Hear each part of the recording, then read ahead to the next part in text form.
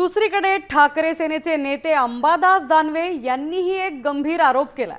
ठाकरे सेनेच्या उमेदवारांना अधिकाऱ्यांकडून धमकावलं जातं, तसंच पालकमंत्र्यांच्या आदेशानुसार अधिकाऱ्यांकडून धमकावलं जातं असा गंभीर आरोप त्यांनी केलाय। या प्रकरणी त्यांनी घाटी रुग्णालयाचे डीन शिवाजी सुकरेंकडून धमकी दिली जात असल्याचा आरोपही केलाय।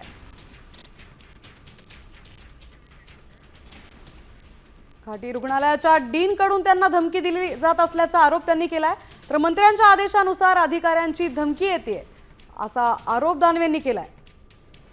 ठाकरेंच्या उमेदवारांना अधिकाऱ्यांकडून धमकी दिली जात असल्याचा गंभीर आरोप दानवेंनी केलाय।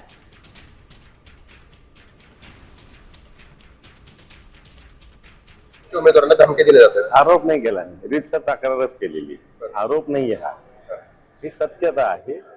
कारण मी रीतसर तक्रार केलेली, आरोप करायचा असता तुम्ही कागदावर लिहिला नसता, तो आरोप करून टाकला असता, पण तुम्ही रीतसर तक्रार केलेली आहे, त्याची चौकशी व्हावी। या अधिष्ठाता ऍडिशनल आहे, यांच्यावर कारवाई करावी। यांनी आमच्या एका उमेदवाराला फोन करून सत्ताधारी पक्षाच्या नादी नको लागू, कशाला उमेदवारी फॉर्म भरतो अशा पद्धतीनं बोललेलं आहे। शासकीय अधिकाऱ्याने अशा पद्धतीनं वागणं इलेक्शन कोड ऑफ कंडक्टचा हा भंग आहे। कुणाच्या सांगण्यावरून हे सगळं सुरू आहे?